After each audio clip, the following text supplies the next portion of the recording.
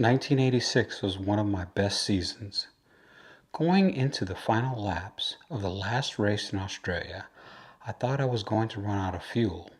You can't believe the feeling when I saw the flag and crossed the line. But perhaps the best feeling of all came the following morning. I was going down to breakfast, and the morning newspaper had been left outside the bedroom doors. The headline said, "Prost wins Adeline Thriller." And there was this photo of me, jumping for joy beside the car. I'll never forget that moment. Absolutely fantastic. Alain Prost, I think, was a genius at driving a car. He had fewer hand movements on a steering wheel than any other driver other than maybe Fangio or Jim Clark. I think were just magic, and he was overlooked by the fact that everybody thought Senna was the best driver. He was sometimes the fastest driver, but I think Alain Prost was the better driver. He was just one of the best drivers ever in the world. Alain Prost approaches the finishing line on his last lap to win the South African Grand Prix as Alain Prost comes out of the parabolic as the Frenchman in the Renault. Prost, the world champion. This is amazing! Alain Prost refuses to give in. You'd think this young Frenchman had been driving in Grand Prix for years and years. He wins the Australian Grand Prix. He wins the World Championship of 1986. Look at it, he can hardly believe it himself.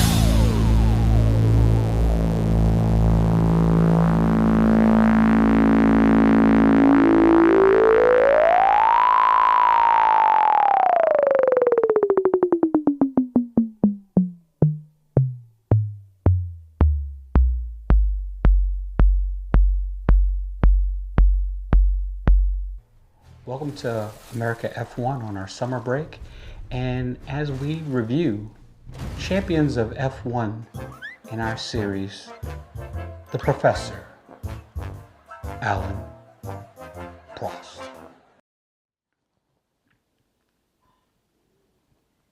Now, all the footage that we're using belongs to someone else because we didn't shoot it, and we're using it in the fair use of the America Penal Code. And we also want you to know that we are receiving no money for this. This is for the love of F1, and we're doing it for the fans, and our monetization for this video is turned off as it is for all of our World Champions series that we do here at America F1. Thank you for joining us, and welcome to an era of outstanding talents, and Alain Prost managed to set himself apart. Alain Prost, he's French. His teams were McLaren in 1980, Renault from 1981 to 1983, back to McLaren from 1994 to 1989, Ferrari from 1990 to 1991, and he ended his career at Williams in 1993. The Professor had 4 championships: 1985, 1986, 1989, and 1993. In 199 races, he was the winner of 51 of them. At that time, it was a record. He had 106 podium finishes and 33 pole positions. These are the words from David Smith, and we're reading in our tribute to Alain Prost. Alain Prost attracted controversy and conflict wherever he went. He was fired by 2 Formula One teams, driven out of another, and endured a toxic working relationship with Ayrton Senna. He was forced into voluntary, or I should say involuntary, retirement after a year-long sabbatical from the sport, even after winning 3 world championships and setting the record for Grand Prix victories. And yet he was thoroughly professional, calm, often affable man if controversy kept finding its way back to Alain. It was because of this controversy it came looking for him, not the other way around. Of course, nobody can survive in Formula One, let alone climb to the top of the heap without a certain amount of ruthlessness. But Prost was known for his coolness and his calmness in driving. In a sport that famously lived on the edge and all too frequently strayed a little too far beyond it, Prost refused to push himself to the limit.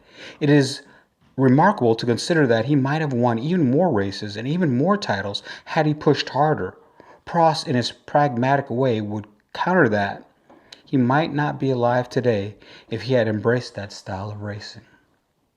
Unlike some Formula One drivers who were more or less born into a car seat, Prost was 14 before he got his first taste of competitive driving. When his father introduced him to karting during a family holiday, he was a quick learner and was a full-time racer by 1974 and a karting champion by 1975. He won championships at Formula Renault, France, Formula Renault Europe, before taking the French and European Formula 3 title in 1979. At the time, McLaren were in the doldrums. After 2 world championships in the 1970s, Emerson Fittipaldi had won the title in 1974, and James Hunt followed in 1976. McLaren's fortune started to ebb. Prost's victory in the 1979 Monaco F3 race earned him a test drive with the team. It went so well that legend has it that team principal Teddy Mayer jogged to his car to retrieve the draft contract for the Frenchman.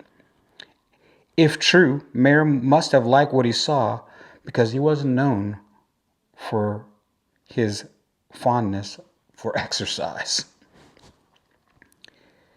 It was easy nickname to give a driver of slight build. Prost would become known as the Professor later in his career, but during his first year in Formula One, driving for a McLaren team on the verge of a radical transformation, he was called Little Napper. McLaren manager Tony Jardine is credited with coming up with the name, but Prost never felt quite as French as Napoleon and would later wonder if he in fact achieved all of his greatest success with the English teams was something to do with that. Prost was an easygoing personality, which helped him ride out the ribbing from Jardine that might have rubbed another driver the wrong way. Not only did he call Prost Little Napper, he would also shout, "Get the oxygen out," when Prost arrived in the morning, suggesting that everyone else would be fighting for air now that Prost's large nose has arrived on the scene. Although Prost would have to deal with prickly and even hostile teammates later in his career, he is fortunate in his first season. John Watson was a calm presence, much like a good-natured big brother who did not feel threatened or jealous despite Prost's obvious talent. Prost won his first point in his first race, finishing 6th in Argentina, followed up with a 5th place in Brazil. It was the golden age for French drivers, with 4 Frenchmen winning a total of 5 Grand Prix between them in 1980. But Prost was not among those winners. He ended the season with just 5 points, following 2 more 6th-place finishes. Encouragingly, he was just a point behind the vastly more experienced Watson. Changes were already afoot at McLaren, with Ron Dennis and John Barnard eager to revolutionize the team. Barnard would introduce the MP4 with the first carbon fiber composite chassis seen in the sport, but Prost would not be driving it in 1981. He was headed for Renault. It seemed a natural fit, an up-and-coming French driver at a French team, and Prost also had a French teammate in Renault Arnault, but the marriage was not a happy one. The 1981 season got off to a disastrous start, with Prost failing to finish in 6 of the 7 races, but his fortunes changed at his home Grand Prix. Victory at Dijon was Prost's first in Formula One, and he followed with 2 more to finish the year in 5th place in the Drivers' Championship, just 7 points behind champion Nelson Piquet. Prost had shown he belonged, but the next season would teach him valuable lessons and transform the way he drove for the rest of his career. Gilles Villeneuve and Dieter Pironi became embroiled in a dispute over team orders. With Villeneuve losing his cool entirely, he was absolutely out of control, Prost commented to the Canadians' mood at the 1982 Belgian Grand Prix. Apparently determined to better Pironi's time in qualifying, Villeneuve suffered a fatal injury in a crash. The season also claimed the life of young Italian racer Riccardo Battaglini, and Pironi was also involved in a career-ending accident in heavy rain. Prost, one of the first to reach Pironi as he lay in a mangled wreckage in his car, was deeply affected. Everybody thinks that I don't like driving in the wet, Prost commented, but it was almost my preference before this. I realized that day that I had to be more careful. From that moment on, Prost refused to push himself to the limit. It undoubtedly cost him time and may have well cost him wins, but it also allowed him to walk away from the sport in one piece. Prost's new philosophy on driving was in direct contrast to that of a driver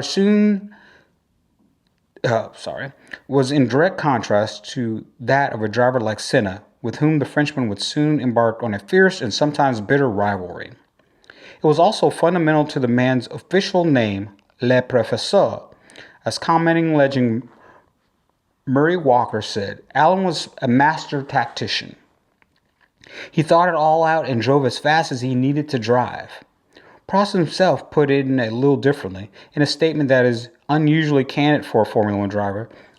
I'm very realistic, he said. I know when I'm competitive and I know when I'm not.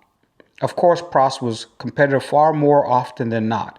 In 1983, he was in control of the Drivers' Championship, winning 4 races and looking comfortable before his car let him down. Failure to finish in 3 of the last 4 races, coupled with a strong finish by Piquet, gave the title to the Brazilian by just 2 points. A turbo failure knocked Prost out of the last race when the title was still within his grasp, and he had to settle for second place. Clearly he was a man on the rise, but Renault needed a scapegoat for the failing to win the title. And that scapegoat was Alain Prost. He was let go from the team, but it turned out to be the best thing that could have ever happened. In his return to McLaren, during a period of dominance, new rules of 1984 prevented refueling during a race, and the team had an efficient Porsche engine. Coupled with Prost's considerable approach to driving, it was a devastating combination that carried the Frenchman to 7 Grand Prix victories. But Prost was not alone at McLaren. He had come in at officially the number 2 driver to Niki Lauda, and the Austrian, though not as steady as Prost, was still a formidable force. He won 5 races to push Prost all the way, but although the championship was still technically up for grabs on the last day of the season, its outcome had actually been decided way back in the 6th race. Heavy rain had turned the streets of Monaco into an extended swimming pool, and Prost had gestured from the cockpit that the race ought to be stopped for safety reasons. At that point, he was leading, but Senna, reveling in the wet, was eating up the lead at a frightening pace. The race was eventually stopped, and although Prost was awarded the win, he was only given half the usual points because the drivers had not completed 75% of the race.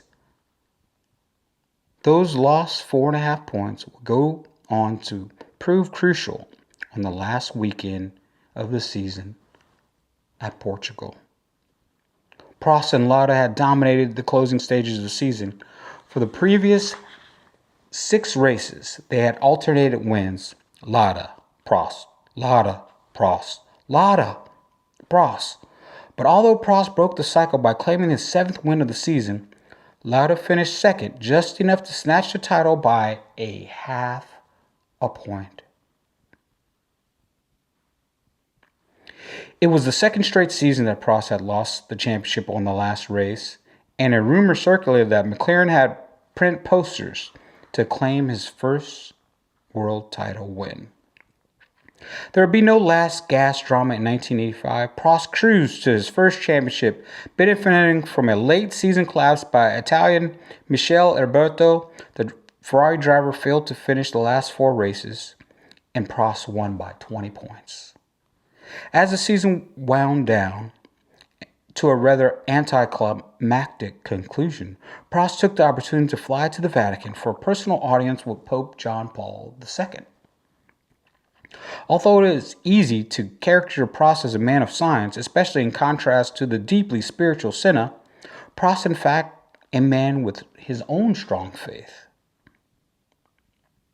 Prost had officially secured the title at Brands Hatch in the European Grand Prix, needing to finish at least 5th to be uncatchable. He crossed the line in 4th. Although it was unclear that he wasted effort in finishing 1 place higher than that was necessary.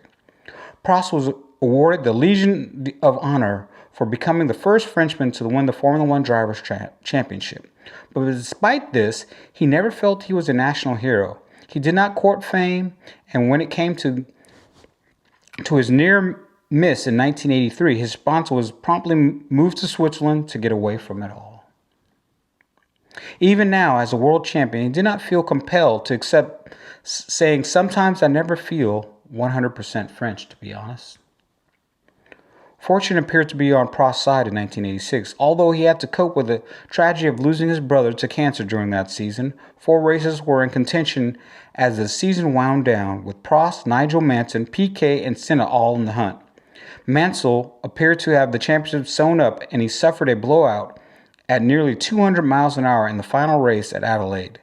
That put his Williams teammate Piquet in position to win the championship, but Williams could not risk him also suffering a blowout, and he was called in for a tire change.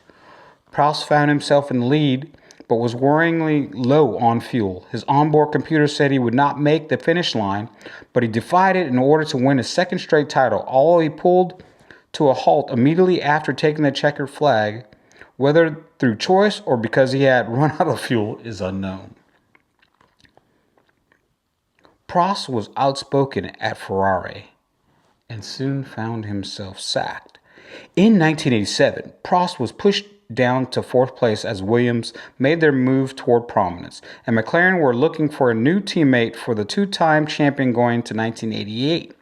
The season did hold one highlight as Prost won his 3rd Grand Prix of the season in Portugal, taking his career total to 28 and setting a new record. Prost was in favor of Senna joining McLaren for 1988. He preferred an up-and-coming driver to the other hot candidates. Reigning world champion Piquet, Prost got his way, but it became the embodiment of the phrase to be careful for what you wish for. Senna immediately ruffled feathers and won the 1988 title, with Prost striking back in 1989 to secure his 3rd championship.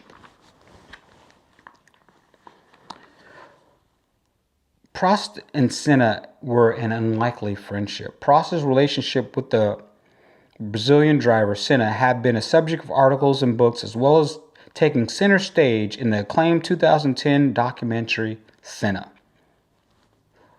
Prost does not count himself among the fans of the documentary, however, and believes it missed out on the most important element of the relationship between the two men. "I resent the film that was done," Prost has said, feeling that his omission of the unexpected thaw in the relationship with Senna made the documentary incompletely inaccurate and incomplete. At the final race of the 1993 season, where Senna won the Australian Grand Prix but Prost was crowned world champion, Senna had pulled the Frenchman up onto the top of the podium with him. Prost later claimed in an interview with Nico Rosberg that Senna had begged him to reconsider his retirement. "His greatest motivation was always exclusively just to beat me," Prost revealed to Rosberg, even if I wasn't so focused on him, for the reason after I retired in 93, Senna was never the same again. His armor, which he had built up in our rivalry, was gone, and he looked fragile. Prost also explained how an unlikely friendship was developing between the two men before the tragedy struck at Imola. He would call me once a week, maybe twice sometimes, Prost remembered. Sometimes for nothing, sometimes for advice. We became good friends and close. It was the start of a new period that I didn't think would ever be possible. I've got incredible memories of it.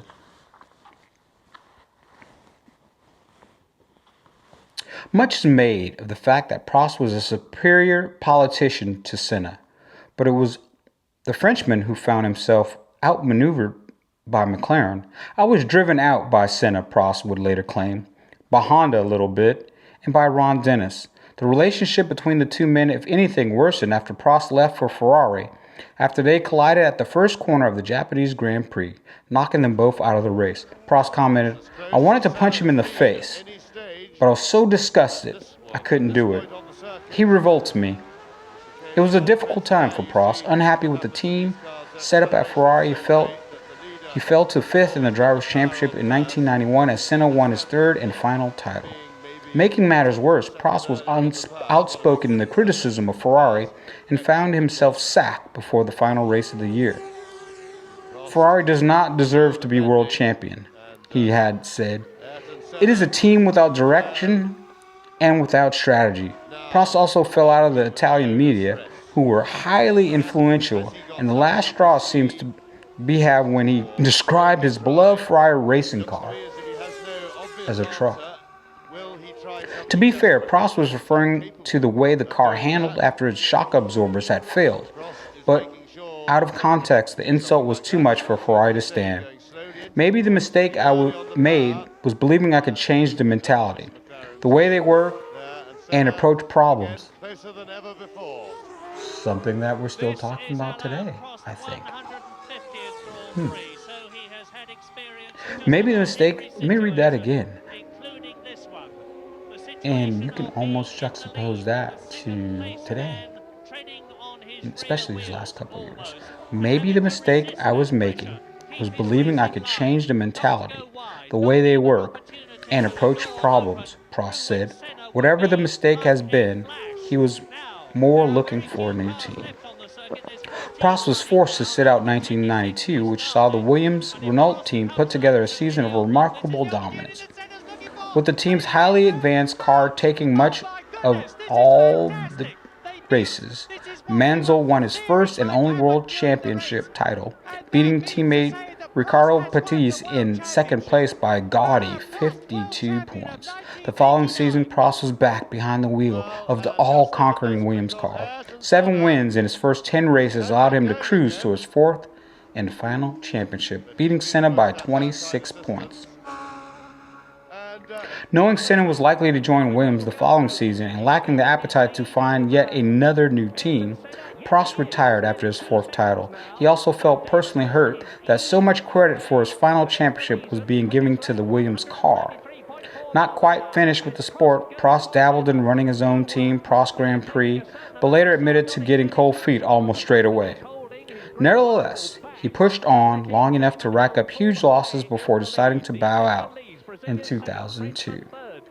Prost is proving that a racing driver did not need to have the mindset of a First World War fighter pilot. He considered a pragmatic approach to racing, coupled with the fact that he never looked as fast as he actually was, made him less eye-catching than the barnstormers of Formula One. But the results were record-breaking. His record of 51 Grand Prix victories would stand until 2001, when Michael Schumacher would surpass it. McLaren team coordinator Joe Ramirez perhaps summed up Prost's style best, and commenting on his inspection of the 2 McLaren cars following the 1986 Australian Grand Prix where Prost had won his 2nd title. "I remember looking afterwards at the brakes on both cars," Ramirez said. "There was no way Keke Rosberg could have done another 10 laps. Alain could probably have done another full race. He was so gentle on the brakes, on the tires, on the gears, everything.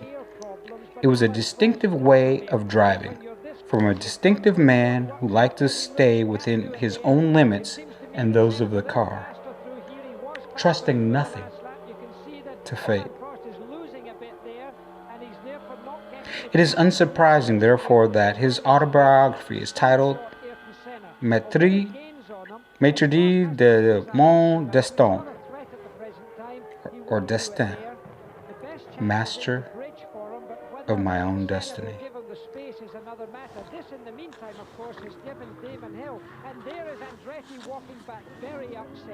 I want to thank you for joining us here at America F1 as we looked at the career of the professor, Alain Prost.